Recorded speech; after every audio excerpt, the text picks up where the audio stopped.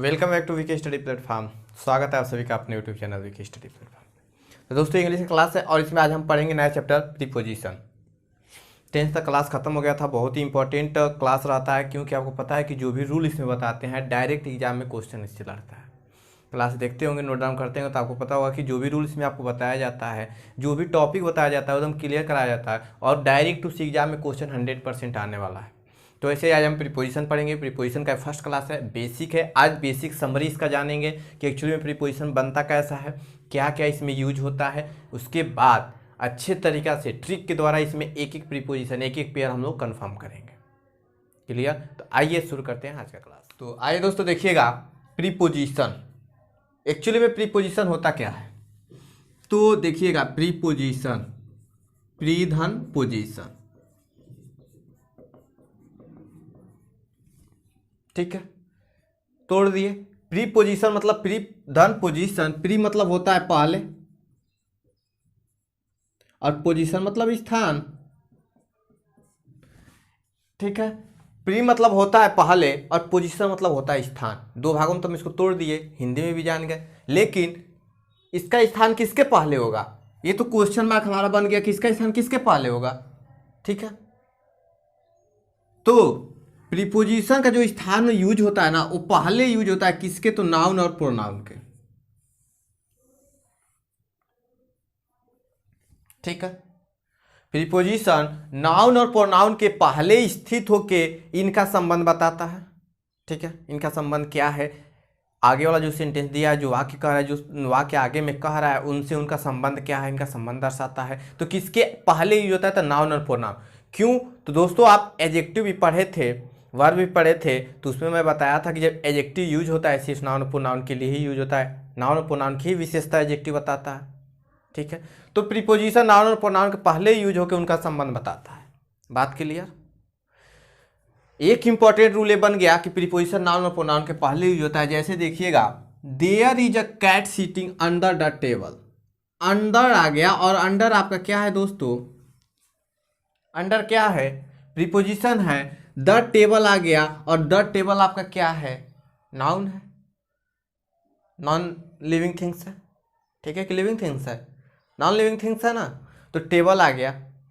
अबे the use क्यों हुआ है, तो ये आपको आर्टिकल में क्लियर हो गया होगा, लेकिन देख लीजिएगा, द टेबल आपका निश्चित है, एक ही टेबल है, टेबल मतलब टेबल है, तो द की बात क्लियर, डिफिनिट आर्टिकल।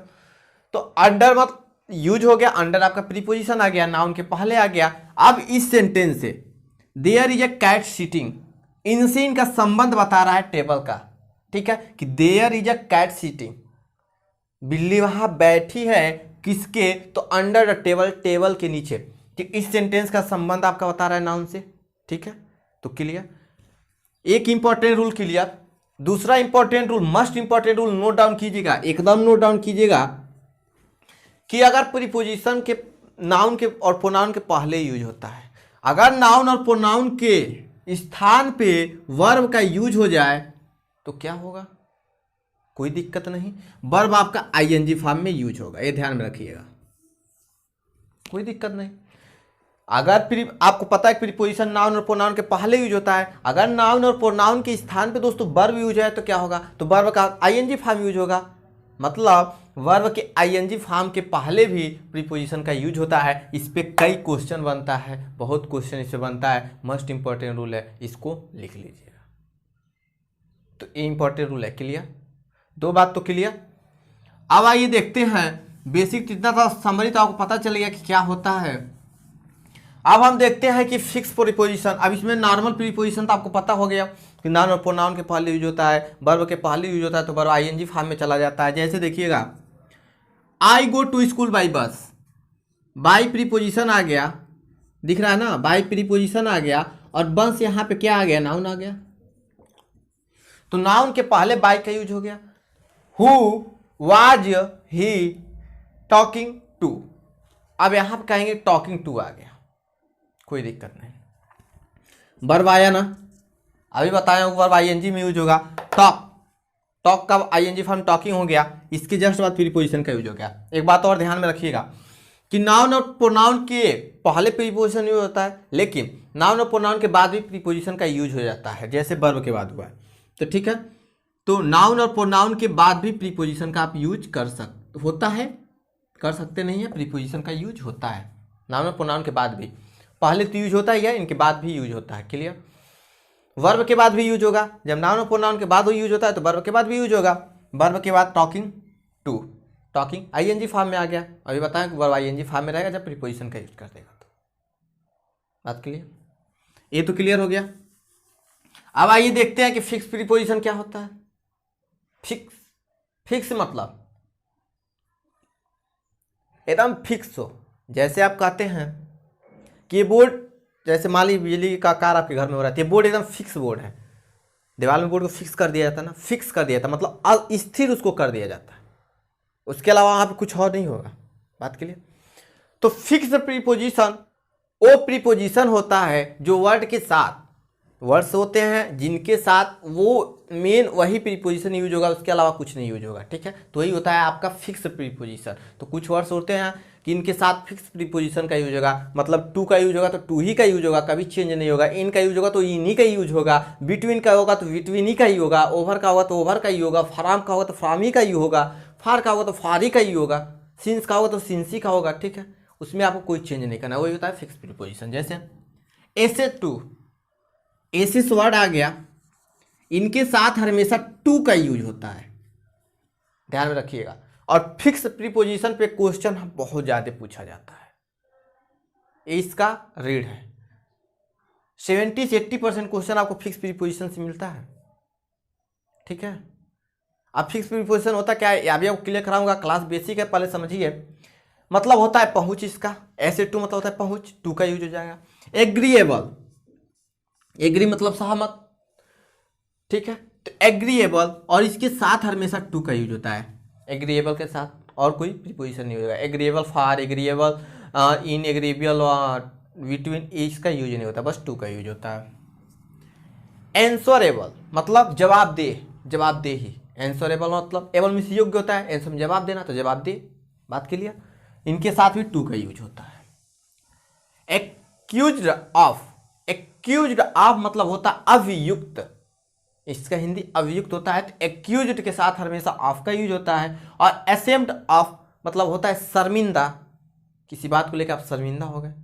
ठीक है, तो असेम्ड ऑफ, और असेम्ड के साथ हमेशा प्रीपोजिशन जो आता है वो आता है आपका ऑफ। क्या आता है? ऑफ। तो ए फिक्स प्रीपोजिशन हुआ। बात क्लियर? यहाँ क्या हुआ? फिक्स प्रीपोजिशन हुआ। तो फिक्स प्रीपोजिशन का पता चल गया, नॉर्मल प्रीपोजिशन पता चल गया, प्रीपोजिशन का यूज कहाँ होता है, कब इसका यूज करते हैं। यहाँ तक क्लियर? अब आइए, अब देखिए कि हमको पढ़ना क्या है, ये भी आपको क्लियर कराना है इसमें। तो कंफ्यूजिंग पेयर ऑफ प्रीपोजिशन मतलब कि प्रीपोजिशन के कंफ्यूजिंग पेयर हैं, अब उन्हीं को हमको क्लियर करना है। कंफ्यूजन तो रखना नहीं है क्योंकि पेयर कंफ्यूजन ही है। जैसे बिटवीन और एमंग का पेयर, एक क्रॉस और थॉट का पेयर, इन इनटू का पेयर, बिफोर इन फ्रंट का, बिसाइड बिसाइड्स, देखिएगा बिसाइड है और इसमें बस यस लगा दिया है, बिसाइड्स का पेयर। ऑन और अपान का पेयर आता है, in with in, at in, for since, on और over, by, with, in spite of और डिस्पाइट।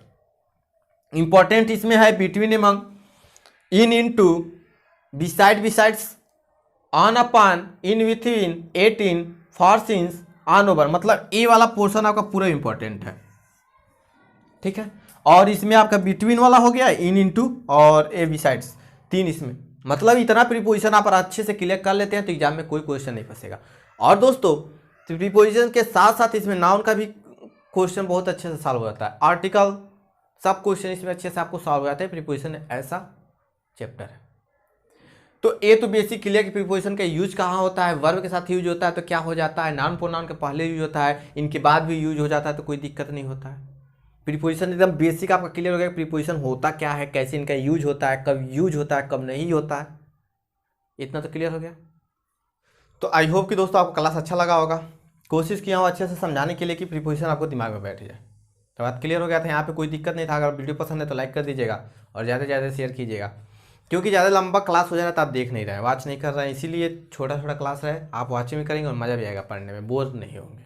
तो बोर नहीं होना है, ज़्यादा से ज़्यादा शेयर कीजिएगा, शेयर करना नहीं भूलिएगा। और चैनल पर नए वीडियो पहली बार देख रहे हो सब्सक्राइब कर लीजिएगा, क्योंकि आप ट्रिक के साथ math, GK, current affairs, English की क्लासेस सब ट्रिक के द्वारा, इंग्लिश मैथ की क्लासेज आपको बताई जाती है, जो एकदम दिमाग में बैठ जाता है, रटने की जरूरत नहीं है। तो सब्सक्राइब करके बेल प्रेस कर दीजिए। तब के लिए जय हिंद दोस्तों, वंदे मातरम। मिलते हैं नेक्स्ट वीडियो में। Stay home, stay safe.